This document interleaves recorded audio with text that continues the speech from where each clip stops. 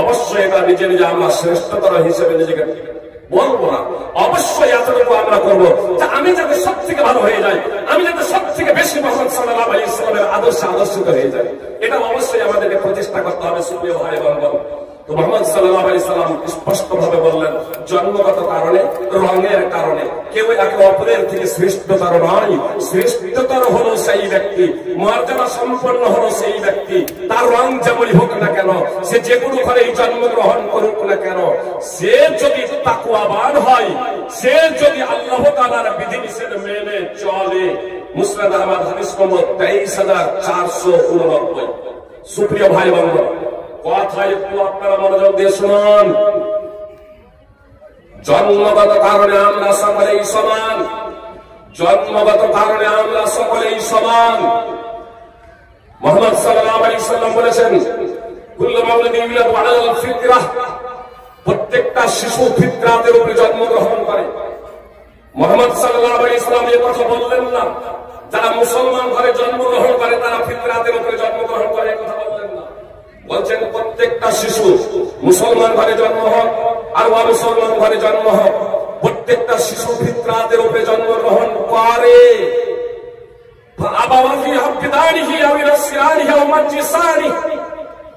তারপর তার পিতা মাতাটাকে ইহুদি বানায় অথবা খ্রিস্টান বানায় অথবা অগ্নি পূজক বানায়।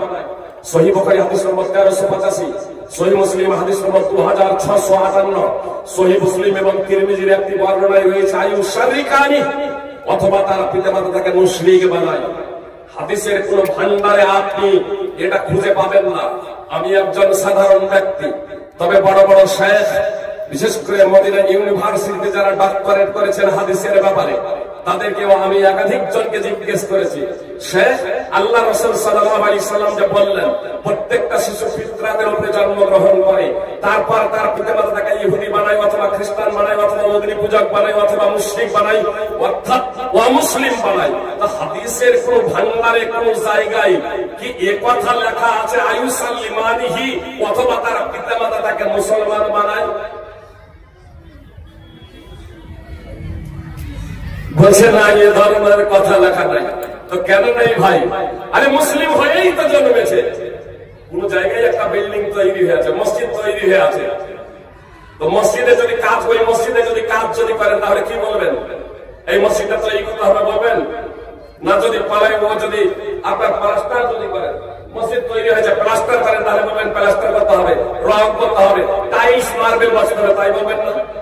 মসজিদটা তৈরি হয়ে আছে, তাহলে একটা ফাঁকা জায়গা আছে, তাহলে বলতে পারেন এখানে মসজিদ তৈরি করতে হবে। ফাঁকা জায়গা আছে, আপনি বলতে পারেন বাড়ি তৈরি করতে হবে। বাড়ি ভেঙে দিয়েছেন, এবার বলতে পারেন বাড়ি তৈরি করবো। আপনার বাড়ি তৈরি হয়ে আছে, তাহলে আপনি বলবেন বাড়ি তৈরি করবো। ওই বাড়ি বলবে, ওই বাড়ি থেকে আপনি তৈরি করবো বলবেন। হ্যাঁ, একতলা আছে তো দোতলা তৈরি করবো বলবেন। একতলা আছে একতলা তৈরি করবো আপনি বলবেন না, যতক্ষণ পর্যন্ত না আপনি ভাঙছেন। আর যখনই আপনি বলবেন যে এই বাড়িটা তৈরি করবো, তখন আপনি বলবেন এই বাড়িটা ভাঙবো দিয়ে তৈরি করবো, তাই না?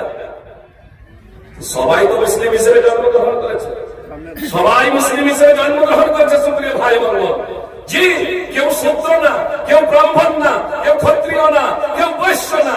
আমাদের ভারতবর্ষে এসে হয়ে যাচ্ছে কেউ ব্রাহ্মণ, কেউ বৈশ্য, কেউ শূদ্র, কেউ ক্ষত্রিয়, কিন্তু পৃথিবীর অন্যান্য দেশে কোন জায়গাতে কিন্তু এটা হয় না। সুপ্রিয় ভাই বোন, জন্মগত ভাবে সবাই সমান, জন্মগত ভাবে সবাই সমান।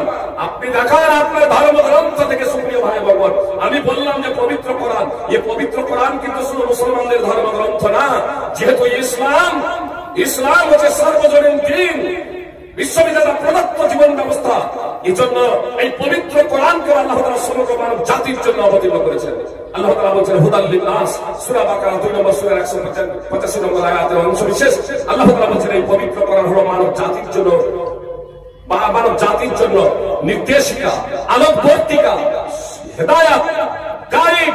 সুপ্রিয় ভাই বোন, তাই পবিত্র কোরআনকে আল্লাহ তাআলা মানব জাতির জন্য পথ নির্দেশিকা, গাইড এবং হেদায়েত রূপে অবতীর্ণ করেছেন। সুপ্রিয় ভাই বোন, তো সমস্ত মানুষ জন্মগ্রহণ করে একই ভাবে, একই প্রক্রিয়ায়, একই পদ্ধতিতে, আর তারা সত্যকে গ্রহণ করার যোগ্যতা নিয়ে জন্মগ্রহণ করে, সত্যহীনকে মান্যকারী হিসেবে জন্মগ্রহণ করেন।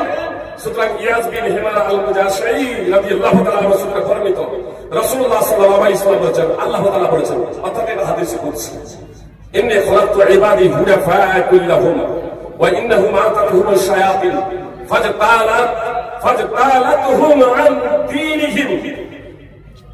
আল্লাহ তাআলা বলেন, আমি আমার সকল বান্দাকে সৃষ্টি করেছিলাম একনিষ্ঠ করে, তাওহীদকে মান্যকারী হিসেবে।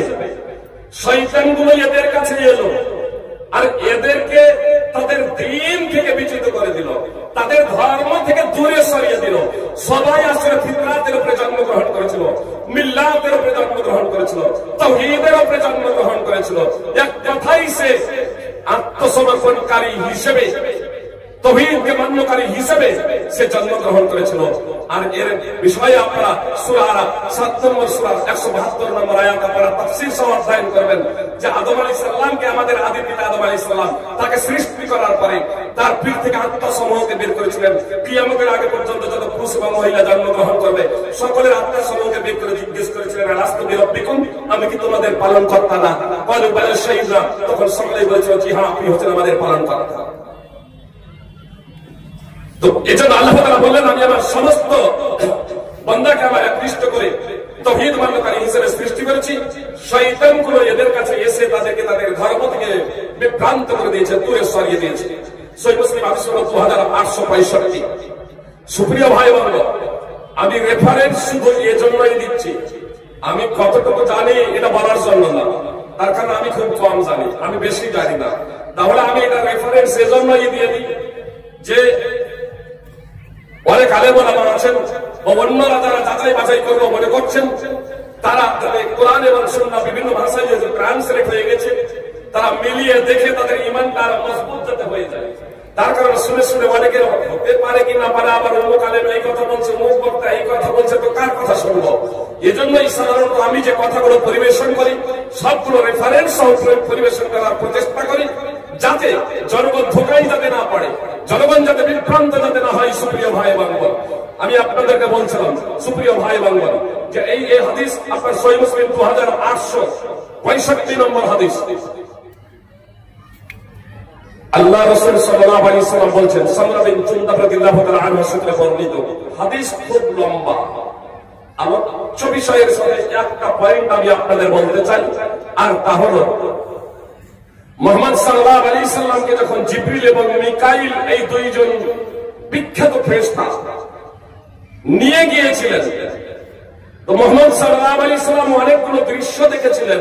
তার মধ্যে একটা দৃশ্য ছিল যে এক বাগিচায় একটা বৃক্ষের নিচে একটা লম্বা লোক বসেছিলেন, আর তার আশেপাশে অনেকগুলো শিশু ছেলে মেয়েরা বসেছিল। মুহাম্মদ সাল্লাল্লাহু আলাইহি সাল্লাম জিজ্ঞেস করেছিলেন, এই লম্বা লোকটাকে আর এই কচি কাচারা কারা? তো ওই দুইজন ফেরেশতা জবাবে বলেছিলেন যে এই লম্বা লোকটা হচ্ছেন ইব্রাহিম সাল্লাল্লাহু আলাইহি ওয়াসাল্লাম। সুপ্রিয় ভাই বান্ধব, আমি মিস্টেক করছি না, মিস্টেক করে ইব্রাহিম সাল্লাল্লাহু আলাইহি ওয়াসাল্লাম বলছি আমাদের না, এটা আমি এই কথাটা আমাকে এখানে বলেই দিতে হয়। মানে একটা বক্তব্য দিচ্ছি, পরবর্তীতে এক শাইখুল হাদিস আমাকে মেসেজ পাঠাচ্ছে, আপনি যে সাল্লাল্লাহু আলাইহি ওয়াসাল্লাম বলেছেন মুহাম্মদ সাল্লাল্লাহু আলাইহি ওয়াসাল্লাম ছাড়া অন্য নবীর ক্ষেত্রে, তো এটা ঠিক না। অথচ আপনার বুখারীতে অনেক জায়গাতে অনেক নবী প্রসঙ্গে সাল্লাল্লাহু আলাইহি ওয়াসাল্লাম বলা হয়েছে, মুসা আলাইহিস সালাম সম্পর্কে বলা হয়েছে সাল্লাল্লাহু আলাইহি ওয়াসাল্লাম, হাদিসে আপনারা পেয়ে যাবেন। সুপ্রিয় ভাই, অত্র হাদিসে দুইজন ফেরেশতা বলছেন এই লম্বা লোকটা হচ্ছে ইব্রাহিম সাল্লাল্লাহু আলাইহি ওয়াসাল্লাম, এবং তার আশেপাশে যারা বসে আছে ফাকুল্লু মাউলুদিন ইউলাদু ফাকুল্লু মাউলুদিন মাতা আলাল ফিতরা, এরা হচ্ছে এর আশেপাশে যারা বসে আছে, এরা হচ্ছে প্রত্যেক সেই শিশু যারা ফিতরাতের উপরে মৃত্যুবরণ করেছে। এর আগে ছিল প্রত্যেকটা শিশু ফিতরাতের উপরে মৃত্যুবরণ করে, পরে ইহুদি খ্রিস্টান অগ্নি পূজক মুশরিক এক কথায় অমুসলিম হয়। আর যারা ফিতরাতের উপরে মৃত্যুবরণ করে, অর্থাৎ সাবালক সাবালিকা হয়ে যাবার আগে যারা মৃত্যুবরণ করে, তারাও ইব্রাহিম আলাইহিস সালামের আশেপাশেই আছে, আপনার বাগিচায়।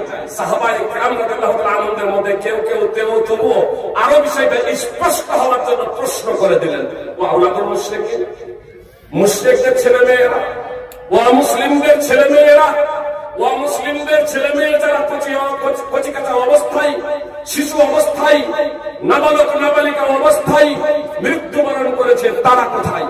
মুহাম্মদ সাল্লাল্লাহু আলাইহি সাল্লাম বললেন, ওয়া আওলাদুল মুশরিকিন, মুসলিমদের ছেলে মেয়েরাও, মুশরিকদের ছেলে মেয়েরাও আপনার ইব্রাহিম আলাইহিস সালামের পাশে আশেপাশেই বাগিচায় তারাও রয়েছে, অর্থাৎ মুসলিমদের ছেলে মেয়েরাও রয়েছে, মুসলিমদের ছেলে মেয়েরাও রয়েছে। সুপ্রিয় ভাই এবং বোন, ইসলাম বিশ্ব ভ্রাতৃত্বের ভিত্তিতে এ কথাই বলে স্পষ্টভাবে, ওই ভিত্তিক কথা আল্লাহ তাআলা প্রদত্ত বিধান অনুযায়ী যে শিশু অবস্থায় যারা মৃত্যুবরণ করবে তারা জান্নাতে যাবে। সুপ্রিয় ভাই এবং বোন, সহিহ বুখারী হাদিস নম্বর 7047। এবার সাবালিকা হয়ে গেছেন, বালেগা হয়ে গেছেন। সুপ্রিয় ভাই এবং বোন, বিশ্ব ভ্রাতৃত্বের পাঠ ইসলাম দেয়। নবী হযরত রাসূলুল্লাহ সাল্লাল্লাহু আলাইহি ওয়াসাল্লাম কুল্লু নবী হযরত আন্না রাসূলুল্লাহ সাল্লাল্লাহু আলাইহি ওয়াসাল্লাম قال কুল্লু উম্মতি ইয়াদখুলুনাল জান্নাতা ইল্লা মান আবা ক্বালু ইয়া রাসূলুল্লাহ ওয়া মান আবা ক্বালা মান আতানি দাখালাল জান্নাহ ওয়া মান আসানি ফাকাদ আবা। মুহাম্মদ সাল্লাল্লাহু আবু হুরায়রা রাদিয়াল্লাহু তাআলা বর্ণনা করেন, রাসূলুল্লাহ সাল্লাল্লাহু আলাইহি ওয়াসাল্লাম বলেছেন, আমার উম্মতের সকলেই জান্নাতে যাবে, আমার উম্মতের সকলেই জান্নাতে যাবে। সুপ্রিয় ভাই বোন, মুহাম্মদ সাল্লাল্লাহু আলাইহি সাল্লামের উম্মত শুধু মুসলমান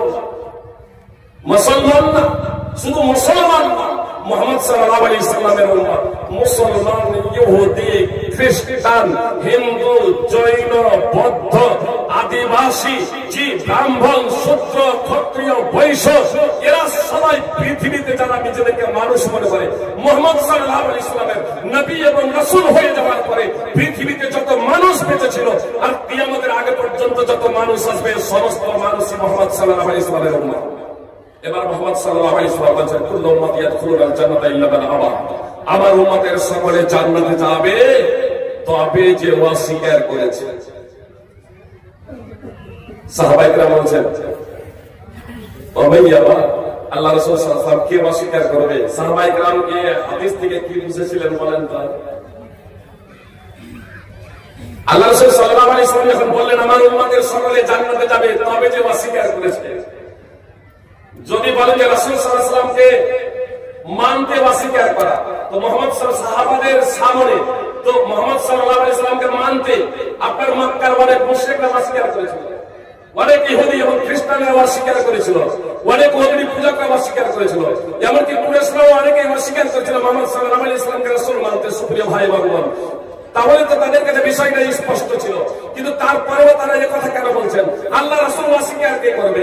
রাসূল সাল্লাল্লাহু আলাইহি ওয়াসাল্লামকে এজন্যই প্রশ্ন করেছিলেন, আসলে সাহাবায়ে কেরাম এটা বুঝছিলেন, যখন রাসূল সাল্লাল্লাহু আলাইহি ওয়াসাল্লাম বললেন যে আমার উম্মতদের সকলে জান্নাতে যাবে তবে যে অস্বীকার করেছে, সাহাবায়ে কেরাম ভেবেছিলেন যে জান্নাতে যেতে অস্বীকার করবে, জান্নাতে যেতে তো কেউ অস্বীকার করে না। খ্রিস্টানরাও আপনার কঠোর পরিশ্রম করে চলেছে স্বর্গে যাওয়ার জন্য, জান্নাতে যাওয়ার জন্য, জি আপনার শত শত মাইল হেঁটে চলেছে খালি পায়ে বম বম করে, কিসের জন্য? স্বর্গে যাওয়ার জন্য, জান্নাতে যাওয়ার জন্য। যে মূর্তি পূজা, আপনার কবর পূজা, নানা ধরনের পৃথিবীতে নানা ধরনের ধর্ম চালু করেছে সুপ্রিয় ভাই বোন, এবং তারা পরিশ্রম করে চলেছে, তারা উপাসনা করে চলেছে যে আমরা জান্নাতে যাব, আমরা স্বর্গে যাব, এই কথা বলে তারা উপাসনা এবং অনুসরণ করে চলেছে সুপ্রিয় ভাই বোন।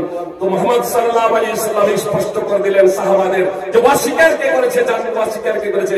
জান্নাতে যেতে অস্বীকার না, জান্নাতে যেতে তো সবাই চায়, কিন্তু জান্নাতে যেতে সবাই চাইলেই জান্নাতে যেতে পারে না। মুহাম্মদ সাল্লাল্লাহু আলাইহি ওয়াসাল্লাম স্পষ্টভাবে বলে দিলেন, মান আতানি দাখালাল জান্নাহ ওয়া মান আসানি ফাকাদ আবা, যে আমার আনুগত্য করেছে, যে আমার অনুসরণ করেছে সে যাবে জান্নাতে, আর যে আমার অবাধ্য হয়েছে সে যাবে নরকে। যে আমার অবাধ্য হয়েছে, যে আমাকে মানে না, যে আমার অনুসরণ করে না, সে যাবে নরকে। হোক সে মুসলিম ঘরে জন্মগ্রহণকারী ব্যক্তি আর হোক সে অমুসলিম ঘরে জন্মগ্রহণকারী ব্যক্তি। কথা খুব মনোযোগ দিয়ে শুনবেন, মুসলমান ঘরে জন্মগ্রহণ করলেই আজীবন মুসলমান থাকা যায় না, সবাই তো মুসলিম হিসেবে জন্মেছিল। মুহাম্মদ সাল্লাল্লাহু আলাইহি ওয়াসাল্লাম স্পষ্ট করে দিলেন, মুহাম্মদ সাল্লাল্লাহু আলাইহি ওয়াসাল্লামের নবী এবং রাসূল হয়ে যাওয়ার পরে জান্নাতে যাবে তারা যারা মুহাম্মদ সাল্লাল্লাহু আলাইহি ওয়াসাল্লামকে নবী এবং রাসূল হিসেবে মেনে নেবে। তার কারণ তিনি হচ্ছেন সার্বজনীন রাসূল। আল্লাহ তাআলা বলেন, কুল ইয়া আইয়ুহান নাস, কুল ইয়া আইয়ুহার রাসূল, কুল কুল ইয়া আইয়ুহান নাস ইন্নী রাসূলুল্লাহি ইলাইকুম জামিআ। মুহাম্মদ সাল্লাল্লাহু আলাইহি ওয়াসাল্লাম আপনি বলে দিন, আল্লাহ বলতে বলেছেন মুহাম্মদ সাল্লাল্লাহু আলাইহি ওয়াসাল্লামকে আপনি বলে দিন, হে লোক সকল, নিশ্চয়ই আমি তোমাদের সকলের জন্যই রাসূল হিসেবে প্রেরিত হয়েছি। সূরা আরাফ 7 নম্বর সূরার 158 নম্বর আয়াত। তাই মুহাম্মদ সাল্লাল্লাহু আলাইহি ওয়াসাল্লাম বললেন, আমার উম্মতে সকলে জান্নাতে যাবে, তবে যে অস্বীকার করেছে। সাহাবায়ে কেরাম যখন প্রশ্ন করলেন কে অস্বীকার করবে, রাসূল সাল্লাল্লাহু আলাইহি ওয়াসাল্লাম স্পষ্টভাবে জানিয়ে দিলেন, মান তাআনি দাখালাল জান্নাহ ওয়া মান আসানি ফাকাদ আবা। যে আমার অনুসরণ করেছে সে জান্নাতে যাবে, আর যে আমার অনুসরণ করেনি, যে আমাকে রাসূল বলে স্বীকৃতি প্রদান করে আমার আদর্শ গ্রহণ করেনি, সেই যাবে জাহান্নামে, সেই যাবে নরকে। সহিহ বুখারী হাদিস নম্বর 7280। সুপ্রিয় ভাই আমার কথা স্পষ্টভাবে শুনুন, যেহেতু আমরা সমগ্র মানব জাতি হলাম একই পিতামাতার সন্তান, একই পিতামাতার সন্তান, আর জীবন ব্যবস্থা হিসেবে আল্লাহ তাআলা ইসলামকে প্রদান করেছেন। একমাত্র ইসলামই হল আল্লাহ তাআলার নিকটে জীবন ব্যবস্থা, আল্লাহ তাআলার সন্তুষ্টি অর্জনের মাধ্যম। সূরা আলে ইমরান 3 নম্বর সূরা 19 নম্বর আয়াতের অংশ বিশেষ এবং সূরা আলে ইমরানের 3 নম্বর সূরার 85 নম্বর আয়াত আপনারা অধ্যয়ন করবেন, অর্থ সহ ব্যাখ্যা সহ আপনারা দেখবেন। সুপ্রিয় ভাই এবং বোন, মুহাম্মদ সাল্লাল্লাহু আলাইহি ওয়াসাল্লামের নবী এবং রাসূল হয়ে যাওয়ার পরে কেউ যদি মুহাম্মদ সাল্লাল্লাহু আলাইহি ওয়াসাল্লামকে নবী এবং রাসূল হিসেবে স্বীকৃতি প্রদান না করে মৃত্যুবরণ করে সাবালক সাবালিকা হয়ে যাওয়ার পরে, তাহলে সেই ব্যক্তি জাহান্নামে যাবে, নরকে যাবে। সহিহ মুসলিম হাদিস নম্বর 153। সুপ্রিয় ভাই এবং বোন, ধর্ম যেহেতু আল্লাহ তাআলা প্রদত্ত একটাই, এজন্য এই ধর্মের আহ্বান জানানো হয়েছে সমগ্র মানব জাতিকে। আপনাদের স্পষ্টভাবে বলি, আমাদের প্রধানমন্ত্রীকে, বর্তমানে আমাদের প্রধানমন্ত্রীকে মাননীয় নরেন্দ্র মোদী, তো শুধু বিজেপির প্রধানমন্ত্রী না, আমাদের সকলের প্রধানমন্ত্রী। এখন কেউ যদি বলে যে রাজীব গান্ধী আমাদের প্রধানমন্ত্রী, কেউ যদি বলে এখন যে আমাদের বর্তমানে প্রধানমন্ত্রী হচ্ছে অটল বিহারী, কংগ্রেস যদি বলে আমাদের প্রধানমন্ত্রী হচ্ছে মনমোহন সিং, চলবে? চলবে না। সুপ্রিয় ভাই, এটা বাস্তব। তবে প্রধানমন্ত্রী ছিলেন, যারা প্রধানমন্ত্রী ছিলেন তাদেরকে প্রধানমন্ত্রী মানতে হবে না, হবে না? কথা খুব মনোযোগ দিয়ে শুনুন, আমি সাম্প্রদায়িকতার কথা বলি নাই। হাওড়া স্টেশনে ডক্টর বিনয় আরএসএস এর লোক তাদের ধর্মগ্রন্থ একখানা গীতা বই স্টল থেকে নেওয়ার পরে আমার উপরে চরম লেগে গিয়েছিলেন। বলছেন বুঝি আপনারা সাম্প্রদায়িকতা ছড়ানোর জন্য আমাদের বইগুলো পড়েন। আমি বললাম না, আমরা সাম্প্রদায়িকতা ছড়ানোর জন্য এগুলো পড়ি না। বলছে কেন নেবেন, আপনাদের মাদ্রাসায় এগুলো পড়ানো হয়? আমি আমাদের মাদ্রাসাতে পড়ানো হয় না, কোন মাদ্রাসাতে আমাদের নিজামিয়া মাদ্রাসায় এই সব বই পড়ানো হয় না। বলছে আপনি কেন নেবেন? আমি বললাম এটা পড়ার জন্য, জানার জন্য। এটা কি আছে? বলছে না, এগুলো আপনি পড়তে পারেন না, এগুলো হচ্ছে আমাদের ধর্মগ্রন্থ, আপনাদের ধর্মগ্রন্থ আপনারা পড়বেন। আমি বললাম যে দাদা, সাম্প্রদায়িকতা কাকে বলে আপনি আমাকে বলবেন, আমি বেশি লেখাপড়া করিনি। সাম্প্রদায়িকতা কাকে বলে এটাও আমি জানি না, তো যদি সংজ্ঞাটা দেন তাহলে একটু ভালো হয়। উনি সাম্প্রদায়িকতার সংজ্ঞা দেন না। তখন আমি বললাম আপনি বেদ পড়েছেন? বলছে না না, এত মোটা বইয়ের কেন কথা বলেন? আমি বললাম তো অনেকেই তো অনেক খারাপ, অনেক 4-এর অধিক বেদের কথা বলেছেন, মশহুর বেদ হচ্ছে 4খানা, তো বই একখানাও পড়েননি। এইভাবে তার ধর্মগ্রন্থ রামায়ণ মহাভারত থেকে নিয়ে উপনিষদ পুরাণের কথা যখন বলতে শুরু করলাম, বলছি এসব বই পড়ি না। শেষে বলছেন এই পুস্তিকাগুলো আমরা পড়ি। তা আমি বললাম যে সম্ভবত কোন কালে আসমানি গ্রন্থ ছিল, সম্ভবত। আমি বললাম কনফার্ম না, সম্ভবত। তবে এখন যদি অধ্যয়ন করেন তাহলে বুঝতে পারবেন যে এটা মানব রচিত।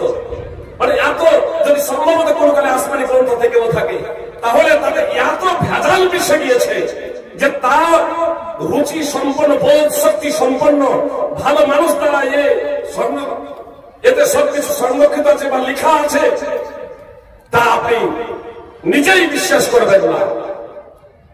দিয়ে আমি বললাম যে শুনেন, সম্ভবত নাসেরার ধর্মগ্রন্থ ছিল, নাসেরার ধর্মগ্রন্থ ছিল বাইবেল, খ্রিস্টানদের ধর্মগ্রন্থ ছিল, আপনার ইনজিল ইহুদিদের ধর্মগ্রন্থ ছিল, তাওরাত, আর বর্তমানে সমগ্র মানব জাতির ধর্মগ্রন্থ হল পবিত্র কোরআন। সেদিন আমি এই উদাহরণটাই পেশ করেছিলাম ভদ্রলোক শিক্ষিত ছিলেন, সঙ্গে সঙ্গে তিনি বলছেন যে আপনাকে চিনতে পারেনি, আমাকে ক্ষমা করবেন। আমি মানে তাকে বললাম, আপনি বলছেন এগুলো হচ্ছে আমাদের কোরআন হচ্ছে আপনাদের বাইবেলের বা খ্রিস্টানদের ইহুদিদের। তা আমি বললাম যে আপনি সাম্প্রদায়িকতার কথা বলছেন না, আমি সাম্প্রদায়িকতার কথা বলছি। আপনি তো ভাগ করছেন আর আমি তো ভাগ করি না, আমি তো ভাগ করি না। সুপ্রিয় ভাই এবং বোন, সবাই বেশি এই কথা মনোযোগ দিয়ে শুনুন। কোন খ্রিস্টান যদি এসে আমাকে বলে আমি মুহাম্মদ সাল্লাল্লাহু আলাইহি ওয়াসাল্লামকে মানি না, কোন ইহুদি যদি আমাকে এসে বলেন আমি মুহাম্মদ সাল্লাল্লাহু আলাইহি ওয়াসাল্লামকে রাসূল হিসেবে মানি না, আর আপনি একজন মুসলিম হিসেবে আপনি যদি বলেন ও খ্রিস্টান বাবু, ও খ্রিস্টান ভাই, ও ইহুদি ভাই, তোমরা যখন মুহাম্মদ সাল্লাল্লাহু আলাইহি ওয়াসাল্লামকে মানো না রাসূল হিসেবে, তাহলে আমিও ঈসা মুসা আলাইহিস সালামকে নবী ও রাসূল হিসেবে মানি না। তাহলে জেনে রাখুন আপনি নির্ঘাত কাফের, আপনি মুসলমান, আপনি মুসলমান না, মুসলমান না। যদি আপনি কোন একজন নবীকে অস্বীকার করেন তাহলে আমি সাম্প্রদায়িক হলাম না, আপনি সাম্প্রদায়িক হলেন। যে সূরা নিসা 4 নম্বর সূরা 150 এবং 151 নম্বর আয়াত অধ্যয়ন করুন। পৃথিবীতে যত নবী রাসূল আল্লাহ প্রেরণ করেছেন সমস্ত নবী রাসূলের প্রতি আমাদের ঈমান আনয়ন করতে হবে। তবেই আর যদি ঈমান আনয়ন না করি তাহলে নির্ঘাত কাফের। আল্লাহ তাআলা তার জন্য শাস্তি নির্ধারণ করে রেখেছেন। সমস্ত নবী রাসূলকে যদি মেনে নেই তাহলে আল্লাহ তাআলা পুরস্কৃত করবেন। সূরা নিসার 152 নম্বর আয়াত। পৃথিবীতে অনেক নবী রাসূল আল্লাহ পাঠিয়েছিলেন, কতগুলো নবী রাসূলের কথা উল্লেখ করেছেন, ইতিহাস বৃত্তান্ত বলেছেন, আর কতগুলো নবী রাসূলের বৃত্তান্ত ইতিহাস আল্লাহ তাআলা জানান নাই। সূরা নিসা 4 নম্বর সূরার 164 নম্বর আয়াত। সুপ্রিয় ভাই বান্ধব, তো সেই সমস্ত নবী আমি বললাম, শ্রীকৃষ্ণ যদি কোন কালের নবী থেকে থাকেন, শ্রীরাম যদি কোন কালের নবী থেকে থাকেন, যদি নবী থেকে থাকেন, কথা মনোযোগ দিয়ে শুনুন, যদি শ্রীকৃষ্ণ কোন যুগের নবী ছিলেন তাহলে প্রত্যেক মুসলমান তাকে নবী বলে বিশ্বাস করে। আর যদি নবী ছিলেন তাহলে জেনে রাখবেন মহাভারত আর পুরাণে তার সম্পর্কে যে লেখা আছে 16,000-এরও অধিক গোপনীকে নিয়ে রঙ্গলীলা করেছিল। আমি মুসলিম হিসেবে, আমরা মুসলিম হিসেবে এই কথা বলি যে আমরা মনে করি শ্রীকৃষ্ণ যদি আপন যুগে নবী ছিলেন তাহলে তার নামে এটা মিথ্যা অপবাদ, তার চরিত্রের উপরে এটা মিথ্যা কলঙ্ক অপবাদ দেওয়া হয়েছে। তার কারণ নবীগণ প্রত্যেকেই সৎ চরিত্রের অধিকারী ছিলেন। সুপ্রিয় ভাই বান্ধব, সুপ্রিয় ভাই বান্ধব, তাই মাত্র আর 2 মিনিট কথা খুব মনোযোগ দিয়ে শুনুন। টাইম যেহেতু আর 2 মিনিট, আলোচক যিনি আছেন তিনি চলে আসবেন, মাদানী আব্দুর রাকিব আল মাদানী হাফিজাহুল্লাহ। কথা খুব মনোযোগ দিয়ে শুনুন। সুপ্রিয় ভাই বান্ধব, ইসলাম বিশ্ব ভ্রাতৃত্ব এবং ইসলাম এটা সার্বজনীন এবং এটা কত কল্যাণকর, এবং এই ইসলাম বিশ্ব ভ্রাতৃত্ব এবং এই বিষয়টাকে যদি আমরা বুঝে তার যদি অনুসরণ করি তাহলে পৃথিবীতে শান্তি প্রতিষ্ঠিত হবে ইনশাআল্লাহ। ইসলাম কাউকে বাধ্য করে না, বলপূর্বক তুমি মুসলিম হও। ইসলামী শাসন ক্ষমতা আছে। জি, আপনি ইসলামী শাসন ক্ষমতা পাবেন। আব্দুল্লাহ সালাফি হাফিজাহুল্লাহ ভাই বলছিলেন যে শুধু মুসলিমদের নেতা, আরে ইসলামী শাসন ক্ষমতাও যদি থাকে, কথা খুব মনোযোগ দিয়ে শুনুন। অবশ্য উনি একটা প্রেক্ষাপটে বলেছিলেন, মানে পার্লামেন্টে যেহেতু এখানে সংখ্যাগরিষ্ঠ মুসলিম, তাহলে পার্লামেন্টে যদি এই জনগণের কথা না বলে তার কে বলবে, এই দৃষ্টিকোণ থেকে বলেছিলেন। ইসলামী শাসন ক্ষমতাও যদি থাকে, আমি ইসলামী দৃষ্টিকোণ থেকে বলছি, ইসলামী শাসন ক্ষমতাও যদি কোথাও থাকে, ইসলামী যদি শাসক যদি থাকে, আর সেই জায়গাতে যদি অমুসলিম থাকে, ইহুদি খ্রিস্টান আদিবাসী ফল ভেল চামার নিচে বেতন তারাও যদি থাকে, সুপ্রিয় ভাই বোন, ইসলামী শাসন ক্ষমতায় তারা যদি দাঙ্গা ফাসাদ না করার যদি তারা যদি অঙ্গীকার যদি করে, তারা যদি অঙ্গীকার করে যে আমরা দাঙ্গা ফাসাদ করব না, আমরা আমাদের ধর্মকে আমাদেরকে পালন করতে দিন, আমরা খুন খারাপি করব না, তাহলে এই অধিকারে ইসলাম তাদেরকে দেবে। সুপ্রিয় ভাই বোন, ইসলাম দিয়েছে। সুপ্রিয় ভাই বোন, লা ইয়াকরাহু ফিদ্দিন কাদ তাবায়্যানা রুশদু মিনাল গায়। ইসলাম ধর্মে বাধ্যবাধকতা নেই, হক হিদায়াত সত্য আপনার মিথ্যা বিভ্রান্ত থেকে আপনার পৃথক হয়ে গেছে। সূরা বাকারা 2 নম্বর সূরা 256 নম্বর আয়াত। এই আয়াত তখন অবতীর্ণ হয়েছিল যখন আনসার, যে মদিনার আনসারীরা মুসলমান হয়েছিলেন, একটা প্রেক্ষাপটে যে তারা যখন মুসলমান হন নাই, মুসলমান যখন হন নাই, তখন তাদের সন্তান, মানে সেই মহিলা যাদের সন্তান হতো না, যাদের সন্তান হতো না, তারা এই মানত করত যে আল্লাহ তুমি যদি একটা সন্তান দাও ইহুদি বানিয়ে দেবো, আর কোন ক্রমে সন্তান হয়ে গেলে তাকে ইহুদি বানিয়ে দেওয়া হতো। যখন যখন মুসলমান হবেন, একটা প্রেক্ষাপটে তারা বলেছিলেন যে আমাদের সন্তানকে আমরা বলপূর্বক মুসলমান বানিয়ে দেব। তা আল্লাহ তাআলা আয়াত অবতীর্ণ করে দিলেন, না বলপূর্বক কাউকে মুসলমান বানানো যাবে না। ইসলাম সার্বজনীন দিন, তাহলে বল প্রবল কাউকে মুসলমান বানানো যাবে না। সুনানে আবি দাউদ হাদিস নম্বর 2682।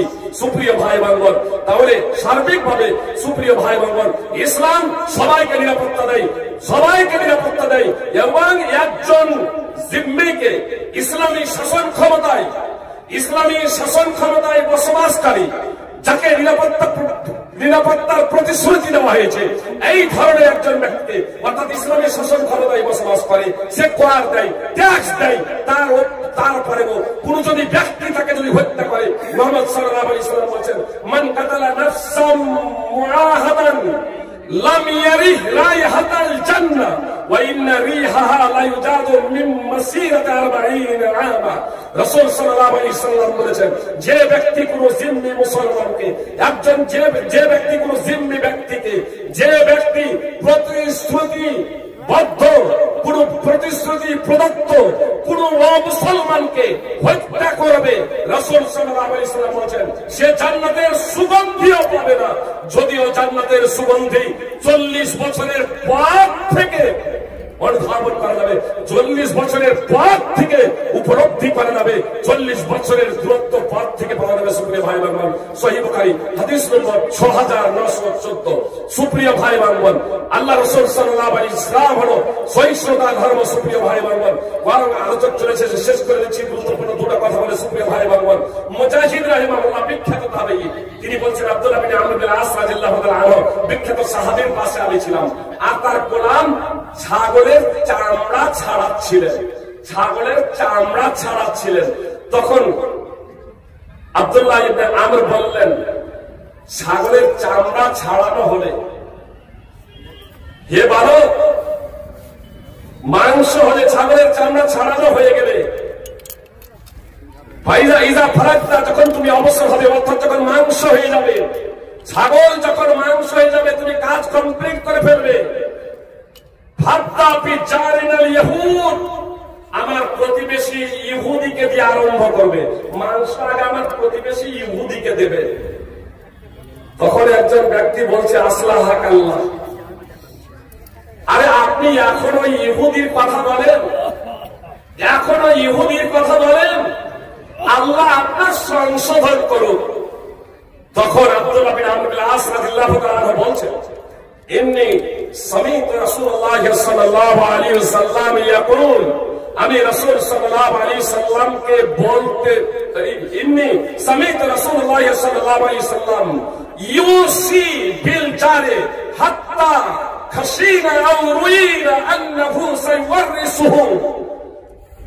রাসূল সাল্লাল্লাহু আলাইহি ওয়াসাল্লামকে আমি উপদেশ দিতে দেখেছি, প্রতিবেশীর ব্যাপারে এত উপদেশ দিতে দেখেছি যে আমরা আশঙ্কা বোধ করতে শুরু করলাম, বা আমরা এটা অনুভব করতে শুরু করলাম যে রাসূল সাল্লাল্লাহু আলাইহি ওয়াসাল্লাম এই প্রতিবেশীকে উত্তরাধিকার বানিয়ে দেবেন, ওয়ারিস বানিয়ে দেবেন।